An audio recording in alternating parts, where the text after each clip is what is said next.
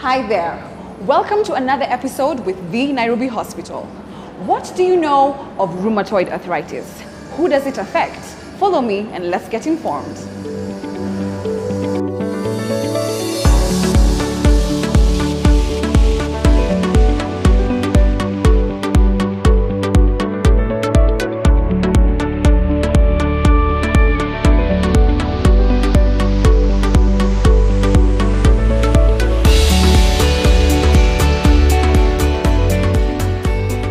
So welcome back, guys.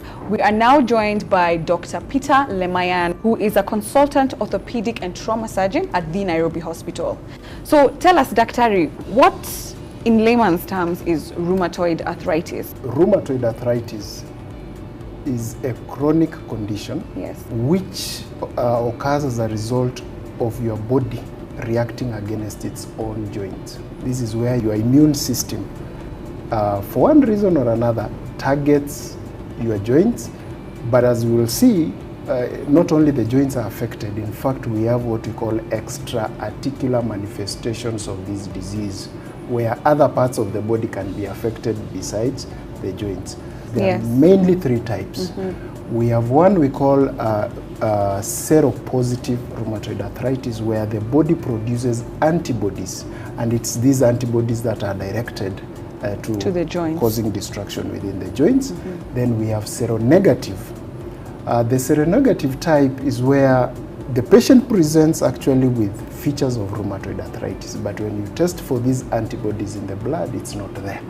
But it's actually a type of rheumatoid arthritis. These two are seen in adults. They are what we call adult onset rheumatoid arthritis. Then we have one which we see in young people below the age of 16 years. We call it juvenile idiopathic rheumatoid arthritis. When I say idiopathic, again, in scientific terms, we are basically saying we don't know what causes it. Right. But we see it in people who are juveniles, that's 16 years and below.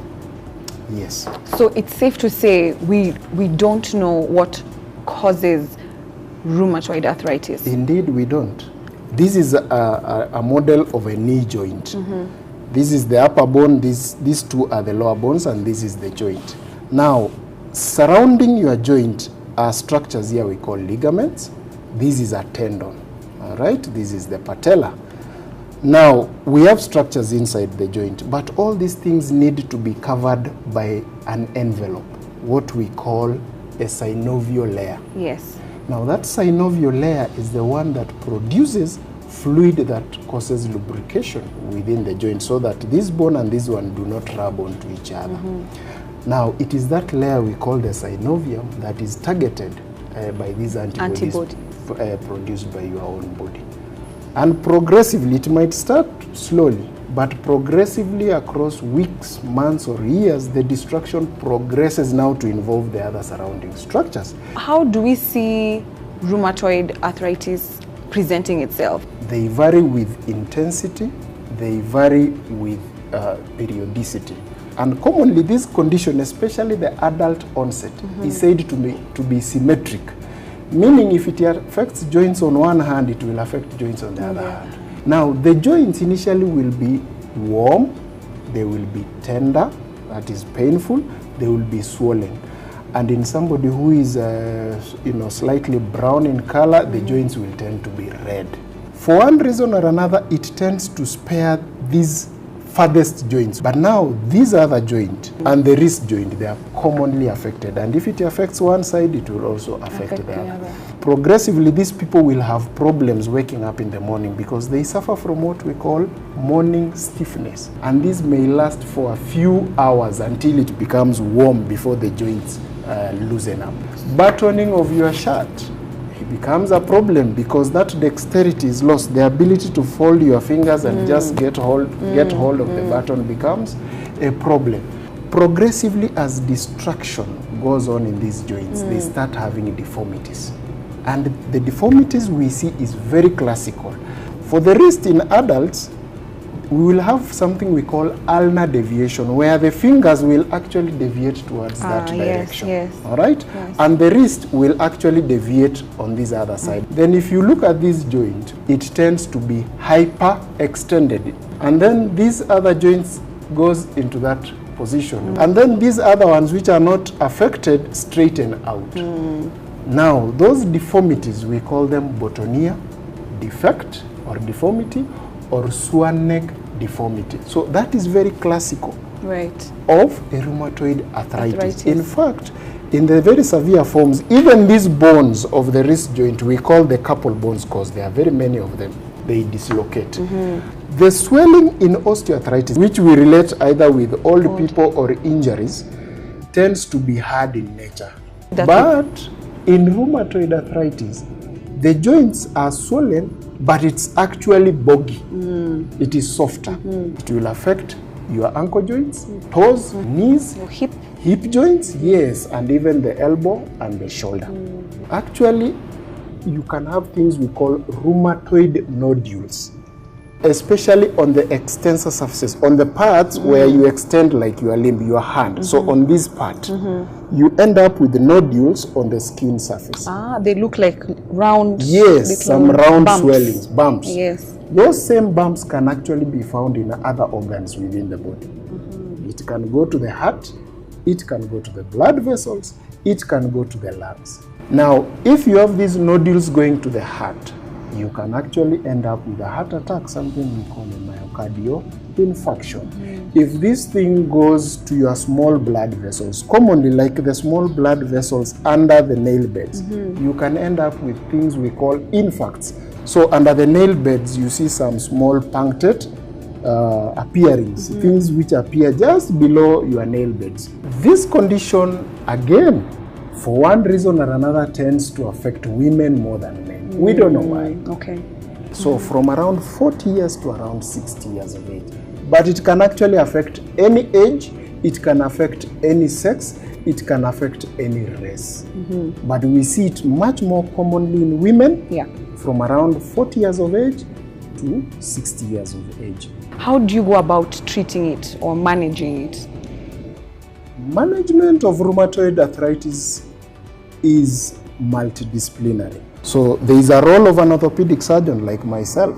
There is a role of a physiotherapist, a psychologist or a psychiatrist to counsel these people, especially now when they get depression and so on. You know, scientists have come up with another group of drugs they call biologics, which targets a specific part of the immune response, where now the rheumatoid arthritis comes up, so that you minimize the side effects of the other drugs. So the first thing is control the pain. Physiotherapy will try to relieve the pain using physical exercises. But once now they start seeing that joint destruction is happening, a lot of deformity is occurring, the knee joint is looking that side, the ankle joint is looking that side, they can refer them to us, and that's where now surgery comes in. So assume if destruction has happened within the joint and the joint is totally destroyed, then what we do, we shave off that joint and we replace that joint with metal implants. This is what we call a joint replacement. This can be done around, and we've been doing it for many, many years.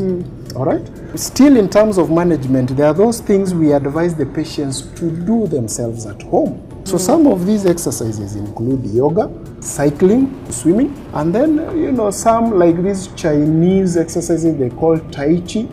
Tai Chi. Tai Chi, something like that. Yes, yes. Some patients find them to be helpful.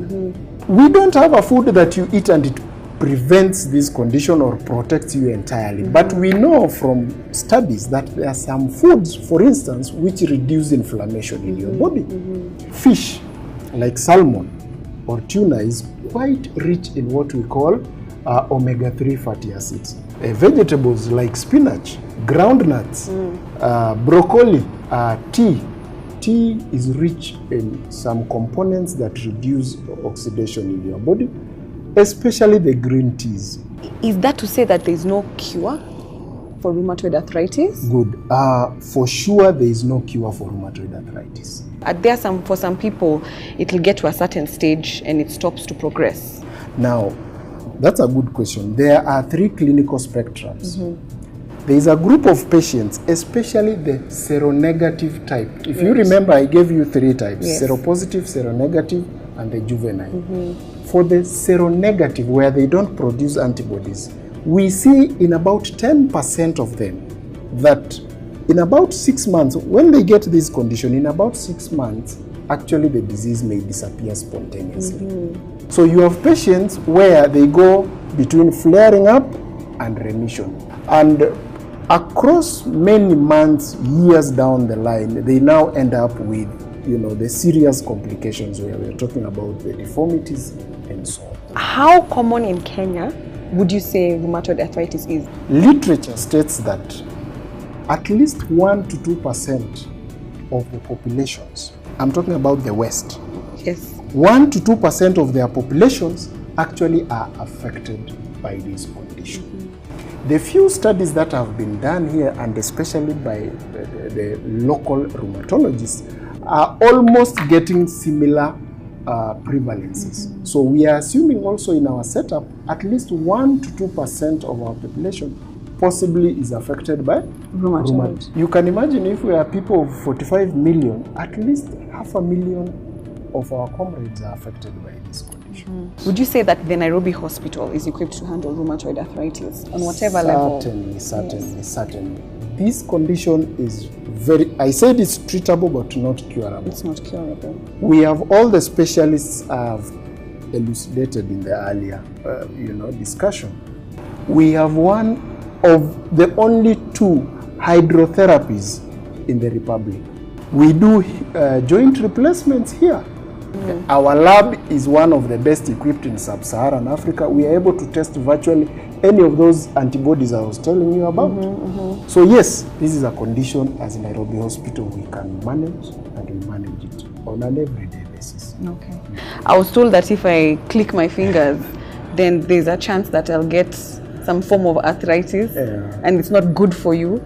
Other people say it's good because you're releasing air bubbles. How do I'm trying to make sure that I stay in the safe zone. These are myths. There is no clear association between you snapping your fingers and you getting rheumatoid arthritis. We've clearly said this is an autoimmune condition.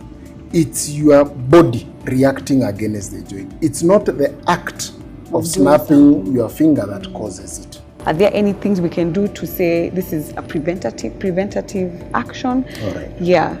We don't know what causes rheumatoid arthritis, but we think it's an abnormal reaction of the immune system. But science has found out that there are some things that actually tend to increase risks for you to get that condition. We've said one, being female in itself is a risk factor. I'm sorry to say this, but it's in the books. Could be the hormones. All right? Family history of rheumatoid arthritis, cigarette smoking, obesity, previous injury around a joint. Again, I would say it's difficult to totally prevent, but we have those modifiable factors. You cannot modify being female, but you can modify being in an environment where they smoke. Or if you yourself you smoke and you stop, you reduce your risks. All right, so that wraps up our health check with the Nairobi Hospital. This was Dr. Peter Lemayan. He's a consultant orthopedic and trauma surgeon with the Nairobi Hospital. Thank you so much, Dr. Thank you.